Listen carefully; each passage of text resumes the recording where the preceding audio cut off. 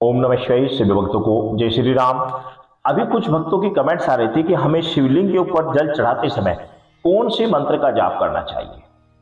ये बहुत सारे भक्तों की असमंजस में रहते हैं कि हमें कौन से मंत्र का जाप करना चाहिए। अब मैं कुछ विशेष चीजें आपको बता दे रहा हूं, आप ध्यान से समझ लीजिएगा। भगवान शंकर की पूजा सभी 33 कोटि देवी देवता करते हैं, क्योंकि भगवान शंकर देवताओं के भी देवता है, ईश्वरों के भी ईश्वर है। अब जल चढ़ाते हमें कौन से मंत्र का जाप करना चाहिए। कुछ व्यक्ति ऐसे हैं जिनको अकाल मृत्यु का डर बना रहता है, या जिनके जीवन में अकाल मृत्यु का योग होता है, या जिनको कोई बीमारी से ग्रस्त है, तो वो महामृत्युंजय मंत्र का जाप करते हुए भगवान शंकर का जलाभिषेक करते हैं। इससे क्या होता है कि उनके जीवन में जो मृत्यु का योग है वो टल जाता है, मृत्यु का योग कट जाता है, ठीक है ना। और इसके अलावा भगवान शंकर का जलाभिषेक विशेष रूप से ओम नमः शिवाय मंत्र का जाप करके ही करना चाहिए, क्योंकि ये शास्त्र प्रमाणित मंत्र है, शास्त्रोक्त मंत्र है, पंचाक्षरी मंत्र है, भगवान शिव का सबसे प्यारा मंत्र है ओम नमः शिवाय मंत्र। इसके अलावा सांब सदा शिवाय, सांब सदा शिवाय मंत्र का जाप करके भी आप भगवान शंकर का जलाभिषेक कर सकते हैं, या फिर श्री शिवाय नमस्तभ्यम मंत्र का भी जाप आप करके शिवलिंग का आप जलाभिषेक कर सकते हैं।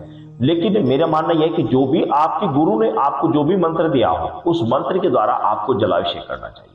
विशेष बात तो यह है कि जो भी मंत्र आपको आपके गुरु के द्वारा दिया गया हो, उस मंत्र के द्वारा ही आपको जलाभिषेक करना चाहिए। और अगर आपको कोई गुरु मंत्र नहीं मिला है तो ओम नमः शिवाय मंत्र के द्वारा आप जलाभिषेक कीजिए। ओम नमः शिवाय मंत्र के द्वारा ही आप बाकी सभी पंचामृत से या अन्य सामग्री को आप चढ़ा दीजिए, तो आपकी सभी सामग्री, आप सभी आपकी पूजा भगवान शंकर तक पहुंचती है, आपकी स्वीकार की जाती है, ठीक है ना। इसमें ज्यादा सोच विचार नहीं करना चाहिए। चीज सबसे बड़ी चीज आती है भाव, भाव की प्रधानता है। बहुत सारे साधक हमारे पास आते हैं, जल चढ़ाते, जल इसलिए उल्टे हाथ से जल चढ़ाते हैं। दूसरे हाथ जल चढ़ाएंगे तो ये कोनी से पीछे यहाँ पर हाथ लगाएंगे, इसका कोई महत्व नहीं है। कोनी से आगे या तो यहाँ पर हाथ लगना चाहिए, अन्यथा दोनों लोटे इस तरीके से, दोनों हाथों को इस तरीके से पकड़कर जल चढ़ाना चाहिए, ठीक है ना।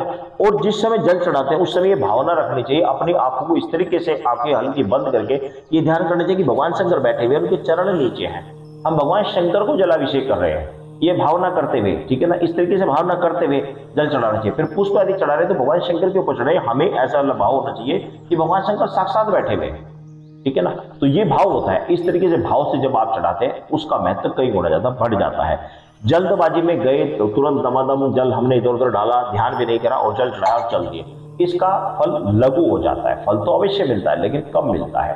तो ध्यान के द्वारा, ध्यान करते हुए, मंत्र जाप करते हुए, ध्यान करते हुए आपको जलाभिषेक करना चाहिए, बाकी सभी सामग्री चढ़ानी चाहिए और पूजा तसल्ली से आराम से करनी चाहिए, जल्दबाजी नहीं करनी चाहिए। हाँ, एक बात है कि त्योहार शिवरात्रि, शिवरात्रि, सावन के सोमवार, उनमें भीड़ होती है, तो आप जल चढ़ाकर एक और बैठ जाए, जल चढ़ाकर एक और बैठ जाए, या ऐसे समय में आए जिस समय भीड़ ना हो, तो जल चढ़ाकर एक और बैठ जाइए, या ऐसे समय में जिस समय भीड़ ना हो, उस तरीके से आप पूजा की, ठीक है ना। सभी भक्तों को जय श्री राम।